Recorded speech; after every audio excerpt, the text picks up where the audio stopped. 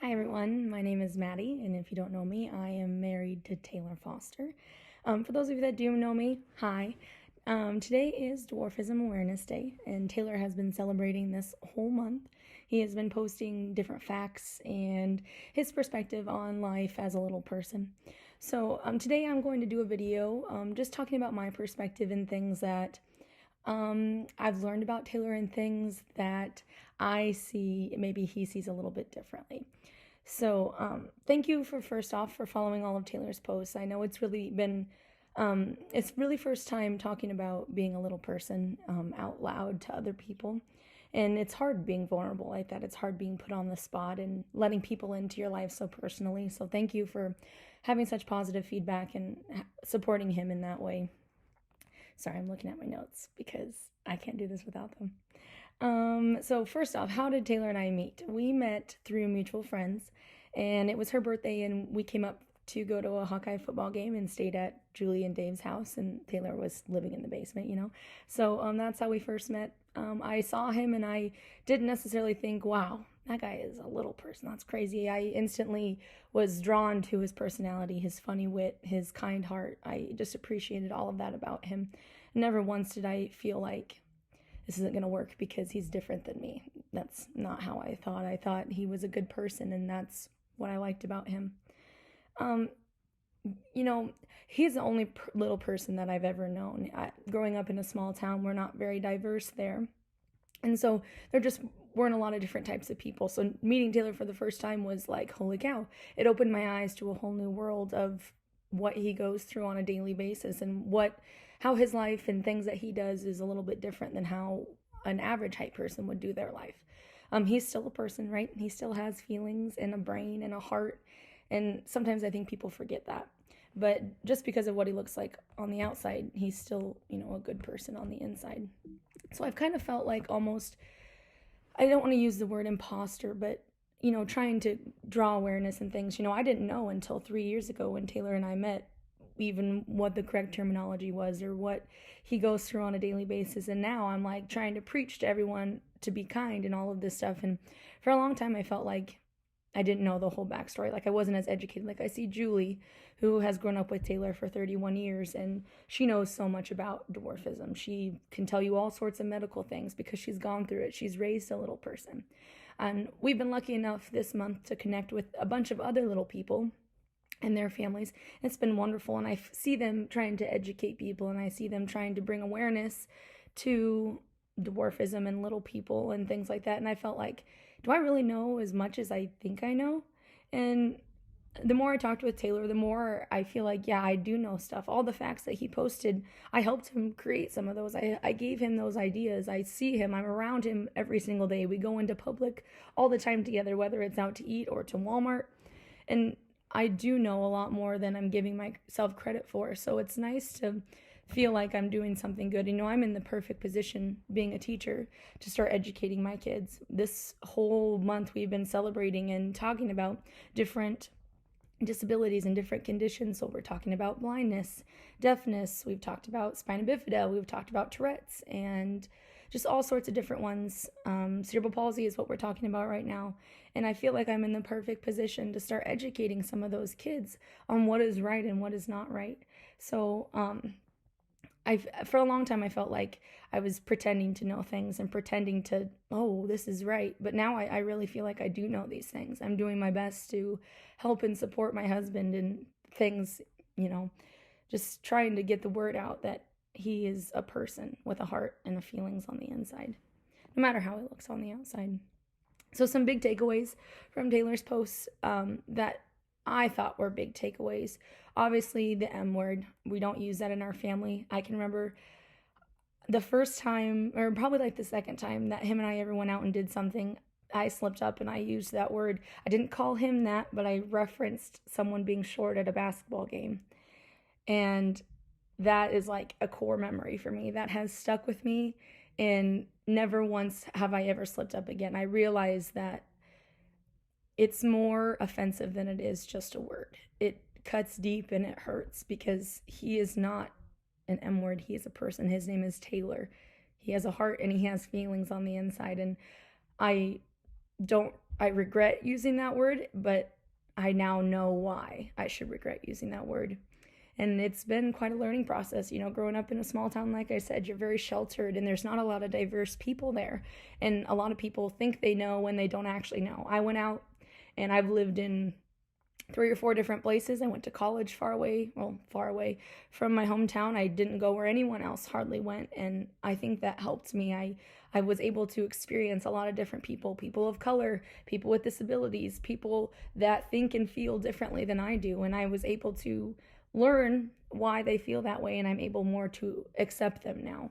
And that's, I'm proud of that. I feel like more people should be, venturing out and trying to learn new things about people instead of just staying with their closed-minded, peers that we went to high school with and things like that. I encourage you to go find someone new and get to know them, because not everyone thinks and feels the same way that you do. Another big takeaway is that we use a lot of adaptive equipment at home, obviously, like step stools, and we get all of his clothes altered, most of them, I should say. What else do? We take a lot of breaks when we're walking because of his legs, how they go numb. And, I am more than willing to trip over step stools for the rest of my life. I'm more than willing to make a 10-minute walk a 30-minute walk because he needs to stop 6 times. I'm more than willing to take all of his clothes and spend hundreds of dollars just to make them fit right, because I will do anything to make his life easier, because so many people make his life more difficult. My husband is not there. Sorry. To be the butt of your jokes. My husband is not there to receive all your points and your laughs and your stares.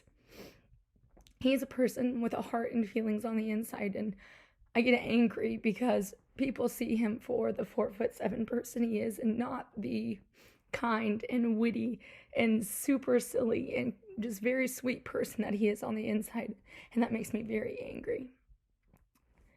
Because he's more than just a short human. He's a person.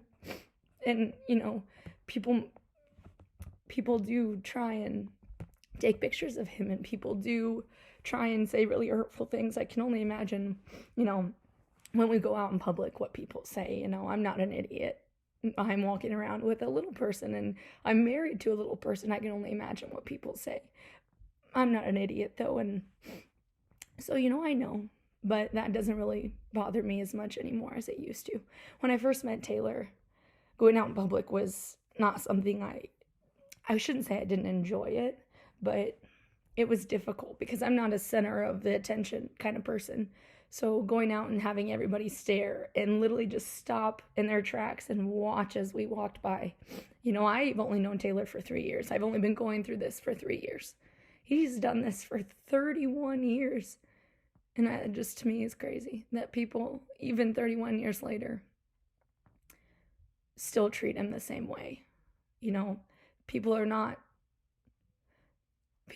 learning the right way because they don't want to. They think they know, and that's good enough for them.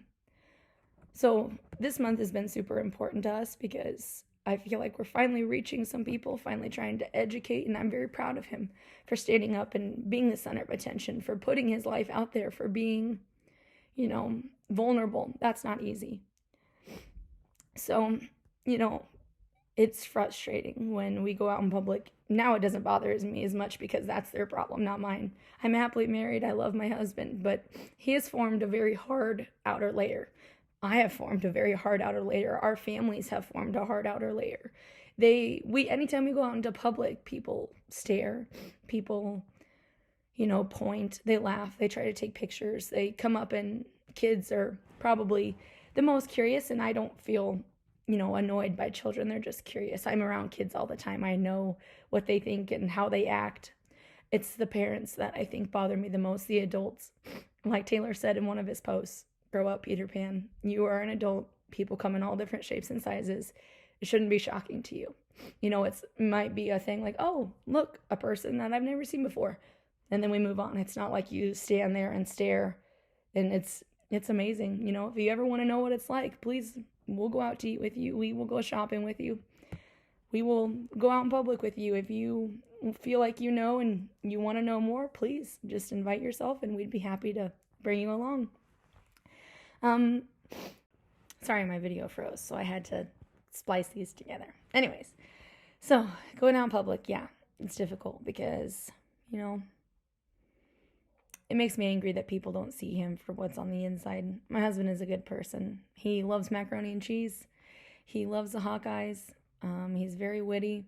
He loves our dog Millie, and he loves me, and that's, all I could ask for. We're very happy, and it's just frustrating that some people don't see him as a real person. People don't talk to him when we're out in public and look at him. They'll look at me and pretend that he's not there. And so, like he said, most of the time I just walk away. He can buy a TV on his own. I trust him, and I feel like we're finally reaching some people, with all of this reaching out this month and things. But my favorite saying is, when you know better, you do better. So guess what? You know better, so you can start doing better. Taylor showed me a picture where it's a parent standing there, and her tongue is connected to her son's tongue. And it's true. Everything starts at home, and everything starts with someone that wants to educate. So I hope that throughout this month you realize that, a life as a little person is just a life. They just are a little bit shorter. They have different things that they need, just like anybody, right?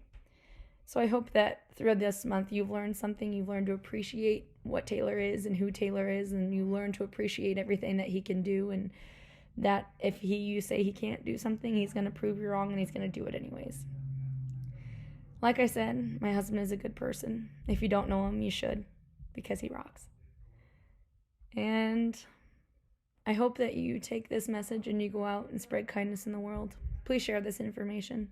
It's important other people know, because the world's not changing anytime soon unless we help it change.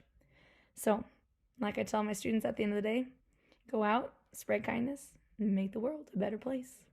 Bye, everyone.